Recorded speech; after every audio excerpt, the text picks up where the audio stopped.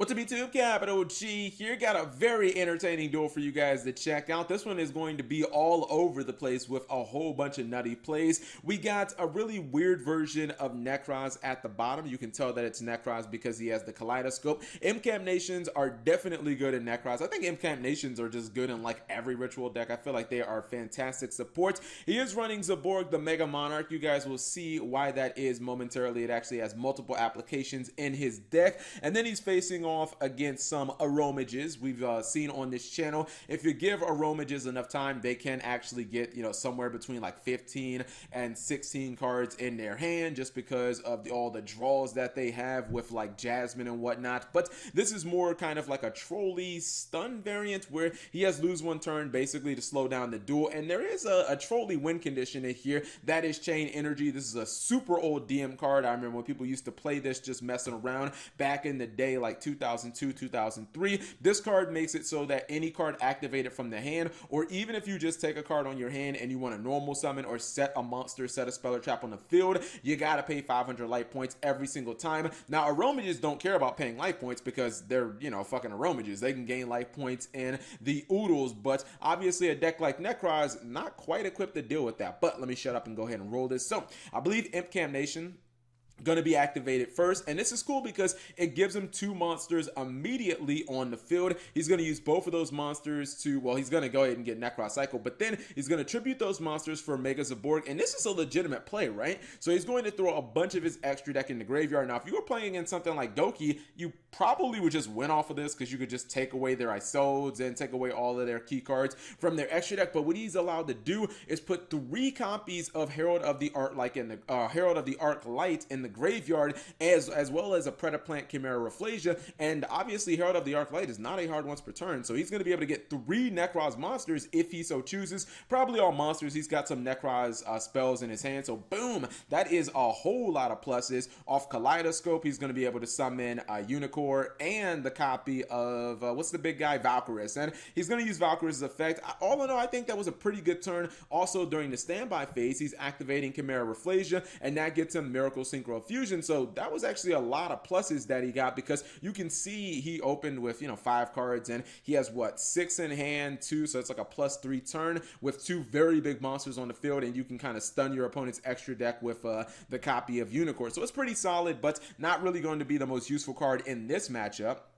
He's going to gain life points. He's going to shift Necros of Unicorn to defense mode with Rosemary, and then he's going to attack. Now, the interesting thing is, and the thing you got to note, is when Chain Energy is played last, like if you set your cards and then you activate Chain Energy, you can activate all of these cards without paying 500 life points. So he can use all of these, the human wins and the lose one turn, all of this good stuff. He can activate all of those for free. He's going to lose life points, but it's fine. It's Aromages. You're always going to gain life points on the back end anyway, so really not that big of a deal. And now you can see Necros, and I think he just messed up here. He summons Trishula. I think he forgot about lose one turn, so Trishula gets no effect and has to be shifted to defense mode. I don't know if he, that was kind of just a Kappa moment, I think. So he's going to give up his Trishula because he's like, all right, well, if I can't attack with it, I might as well give it up. I probably would have just kept my Trishula, just see if I could have, held on to it. But honestly, it's not going to matter because the monster that the Aromage player is setting is Aromajar. It can't be destroyed by battle, so not really going to matter that much. Now, he does use Ash Blossom on the human wins. The problem with that is, yeah, he gets to stop this card temporarily, but you can just activate it next turn, and he has to pay 500 life points. You have to pay 500 life points even to activate hand traps as well. So, yeah, man, Chain Energy is definitely an unforgiving card. It's kind of a troll card, but in this deck, it can actually work. Now, this was a pretty cool play. He uses his Imcam Nations, and even though they don't get their effects, they are fodder for your Valkyries to basically try to draw deeper into your deck. See if maybe you got that MSC, because if he could get rid of the lose one turn, he could probably just overwhelm him in one turn, and I think that he might be able to pull off a spicy OTK, especially if he can summon Trishula. But this is where Rosemary's doing work, man. Rosemary puts Valkyries in defense mode, and this is not good for Necros. Now these little monsters are actually starting to do a decent amount of damage, and again, Aromajar can't be destroyed by battle, and what you're basically doing with this Aroma deck is you're trying to pressure your opponent with very small pushes that involve Rosemary, and then punishing them for activating any cards by doing burn damage. So it's very similar to Trickstars, where you're not looking to do 8,000 burn damage or 8,000 burn or 8,000 battle. You're looking to do a combination between the two. He's going to summon Colossalus, but that's bad because he's going to gain life points. Colossalus is going to be forced into attack mode, and that's where you never want Colossalus, dude. You don't want Colossalus with its all-powerful 1,200 attack, and you don't want it in attack mode because it's just going to get bitch slapped. So Colossalus goes down, and look at his life points. I just want you guys to keep an eye on this. As he uses Valkyries to save his life, he can only activate one more card. He is at 900 life points. He has to pay 500 to activate his next card, and that's the last card he will activate in this duel, assuming that he is not able to get chain energy off the field, or that his next card does not give him life points. If his next card gives him a bunch of life points, then maybe he can activate more cards. But aside of, or assuming that he doesn't do one of those things, the next card is pretty much it. Whatever this card is, he basically has to win off this, and this is going to be kind of crazy how this is going to play out. So he's going to play, well, after Angelica gives the what's it called, the Aroma player some life points. So he's like, all right, I gotta get some life points. I'm gonna draw some cards as well. And it's looking like this literally looks like Unbeatable.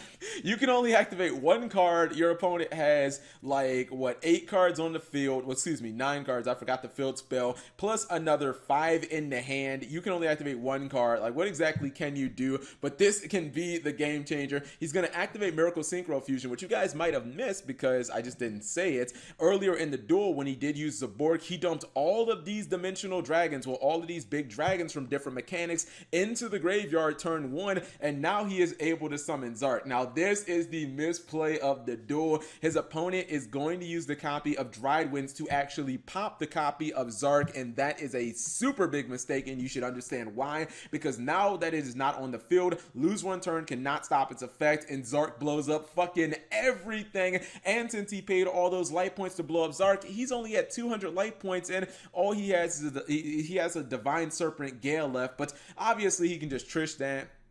Now he can summon the Necros of Ganir, and that is the end of the duel. I have no idea why he felt the need to use the Dried Winds. He could have kept all of those life points. He would have been perfectly fine. I mean, it might have been difficult to get rid of. No. All you had to do was just wait until his turn, and then he could have blown up Zark, and Zark wouldn't have resolved. Like, its effect would have been negated, and that just would have been the end of the duel. Yeah, he could have summoned these monsters, but I don't think that they would have mattered because lose one turn, his opponent... No, he couldn't summon it. What am I saying? He couldn't summon the damn monsters because of chain energy. He would have lost. So all he had to do was just wait, blow up the Zark, and attack for game. But nope, he decided to blow Zark up, which actually made it no longer susceptible to lose one turn because it was no longer on the field. Its effect resolves, and he ends up losing the duel. So hopefully you guys enjoyed that short little duel. If you did, give the video a thumbs up. You know what? Let me go ahead and show these decks off.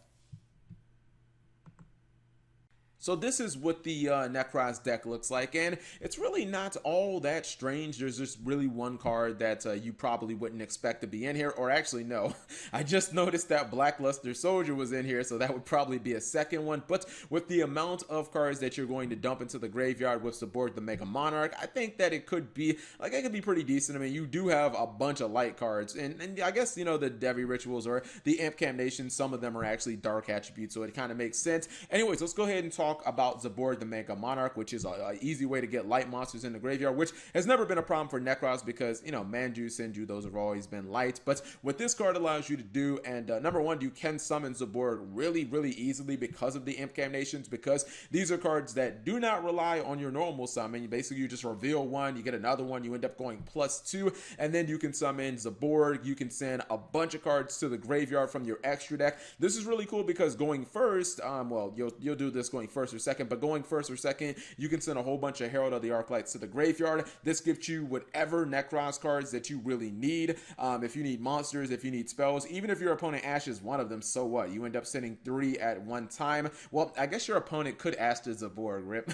That would really hurt. But if they don't know to ash to Zaborg, then you're going to be able to get 3 of these searches, and that's really good. Also, sending Nethys to the graveyard means that you can blow up cards on your opponent's side of the field simultaneously. You can also send Predaplant Chimera Rafflesia. That lets you plus and get your 1 copy of Miracle Synchro Fusion to summon Zork. You're going to be running a bunch of big dragons so that you can actually use the Miracle Synchro Fusion to summon Zork, as you did see in the duel. And then Omega is actually really useful. You might not notice this, but Omega can send Herald of the Arclight from your graveyard back into your extra deck. So if you do need to actually use the Necros Kaleidoscope later and to summon, I don't know, like Necros of Unicorn, then you still have the ability to go plus that way and get yourself another search. I think BLS is in here just to kind of be a Luxat card to, you know, potentially just steal games away from your opponent. Mass Foolish Burial is just kind of like a miniature version of Zaborg the Mega Monarch. Like, Necros don't set any cards anyway, so it's kind of irrelevant. Life points in Necros, not that important. I don't even really know if it's needed, but I guess when you can use it to essentially, you know, kind of use it as a Rhoda or a Necros Brionic off of Herald of the Arclight, I think that it does actually make a lot of sense. Now, for the Aromage build, let's see what that actually looks like. I haven't really looked at it. I know he's running 12 cards in his extra deck, which is a little weird. Why not just throw other, you know, throw some random stuff in there? Throw a Tornado Dragon in here for Pete's sake. You know what I mean? I think that this actually looks pretty good. I don't know about the Divine Serpent. Yeah, I think this card is kind of trash, to be honest, but I kind of like the way that this deck is built, with it kind of being like a stun deck where he has the copies of There Can Only Be One, which is a really good stun card. Lose one turn, same thing. Lost Win is a card that can be activated twice. It's really good against decks that like to rely on the extra deck, and I really like Moon Mirror Shield. I feel like this is such an undervalued card. One thing that Aromas really lack is like offense. They don't really have that many beaters. They have what is the Fire Aroma, the level 5 or level 6 one that's high level. No one uses that shit. What this allows you to do is basically beat over all your opponent's monsters. Hell, you can even have a 100 attack Jasmine and you can just run over like a Borolo Dragon or something like that. So I always think that Moon Mirror Shield is pretty good. The more you can stun your opponent, the better Moon Mirror Shield becomes. Look at decks like Barrier Statues that have used it in the past. And I like the fact that Chain Energy does kind of put your opponent on a clock. If you're doing a small mix of battle damage plus the burn damage from Chain Energy, then what you're doing is you're like shortening the duel and you're taking away the opportunities for your opponent to luck sack you. Now, if you do go second with this deck, it can be quite difficult because lose one turn ain't exactly the greatest card when your opponent already has an established board, and There Can Only Be One is like cool because you can chain it, but if your opponent has that Trigate Wizard, you basically have to go like runner. You have to use Lost Win and There Can Only Be One basically in the same kind of like chain to actually kind of break their board at that point. But it's an interesting deck nonetheless. I would probably drop this card because I don't really think that it's all that good. Everything else seems pretty solid.